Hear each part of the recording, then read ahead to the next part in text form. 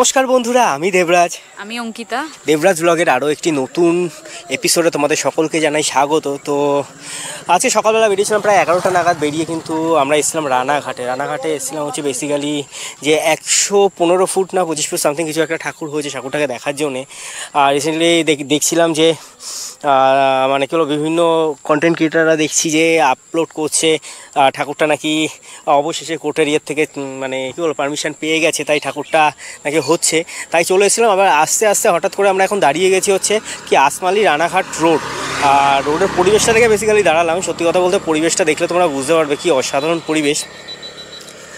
আর এই আমরা যে জায়গাটায় আছি এখান থেকে একটু ডিস্টেন্স মাত্র বাকি হচ্ছে, ওই প্যান্ডেলটার ডিস্টেন্স বাকি হচ্ছে মাত্র তোমার 4 কিলোমিটারের কাছাকাছি।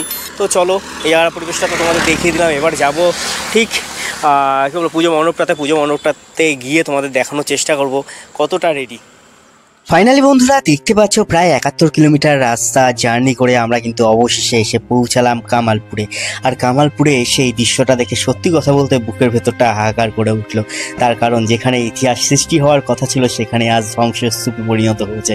প্রথমে আমরা যেতেই যেটা দেখতে পেলাম সামনে ওষুধটা দেখতে পাচ্ছ, ফাইবার কাস্টিং চলছিল, ফাইবার কাস্টিংয়ের এই অবস্থাতেই পড়ে আছে। আর এদিকে মা দুর্গা কিন্তু সম্পূর্ণ পরিমাণে রেডি হয়ে গেছিলো, শুধু কালারটা আর জয়েন্টটা বাকি ছিল, যেহেতু এটা ফাইবারের ঠাকুর জয়েন্ট করে শুধু দাঁড় করানোটা বাকি ছিল। কিন্তু যা দৃশ্য দেখতে পাচ্ছ মানে এত বড় ঠাকুরটা সত্যি কথা বলতে যে একবারে ক্যামেরায় আসছিল না, যার জন্য আমি আস্তে আস্তে তোমাদের ছোট ছোট করে দেখাচ্ছি।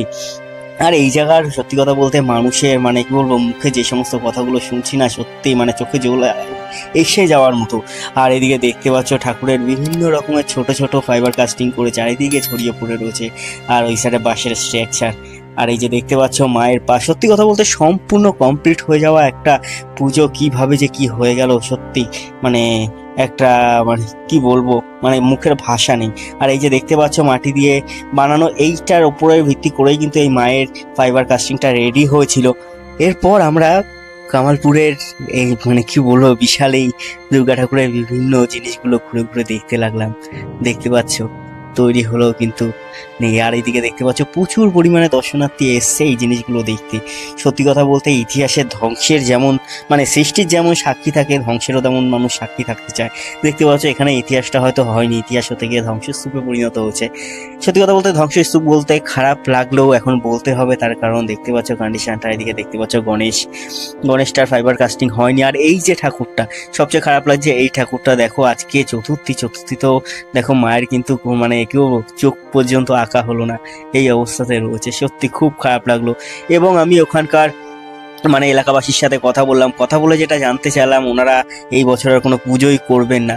এমনও কিছু কথা বললো যে বিগত 2-3 বছর হয়তো এই ঘটনাটা হয়তো ওনারা সামলে উঠতে পারবে না। তার কারণ প্রচুর টাকার একটা বাজেটের পুজো ছিল, এটা প্রায় 1-1.5 কোটি টাকার কাছাকাছি একটা বাজেটের পুজো ছিল। এবার বন্ধুরা এই পুজোটাকে নিয়ে সোশ্যাল মিডিয়ায় যে সমস্ত ঘটনাগুলো রটছে যে অবশেষে পারমিশন পেয়ে গেল, ঠাকুর রেডি হয়ে গেছে, তোমরা গিয়ে দেখে আসো, এইচ অ্যান্ড এভরিথিং প্রচুর ভিডিও কিন্তু ঘুরে বেড়াচ্ছে। এগুলো দেখে কিন্তু বিভ্রান্ত হয়েও না, সত্যটাকে দেখো, সত্যটাকে জানো, আর সত্য সন্ধানে যাও।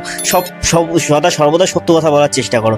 আর দেখতে পাচ্ছ কন্ডিশন কি হয়ে রয়েছে, সুতরাং আর নতুন করে কিছু বলার নেই। আজকে কিন্তু যে ভিডিওটা আপলোড হচ্ছে আজকে হচ্ছে পঞ্চমী মানে আমি শুট করেছি হচ্ছে চতুর্থীতে, পঞ্চমীতে আপলোড করছি। দেখতে পাচ্ছ কন্ডিশন। তো এখানে আর বিভ্রান্ত হওয়ার কিছু নেই। তো চলো বন্ধুরা আজকের ব্লগটা এখানেই শেষ করছি, দেখা হচ্ছে পরবর্তী ব্লগে। ততক্ষণ ভালো থেকো, সুস্থ থেকো। আর অবশ্যই কামালপুরে যাওয়া চাই, কামালপুরবাসী কিন্তু তোমাদের জন্য ওয়েট করছে। তো চলো বন্ধুরা আজকের মতো টাটা।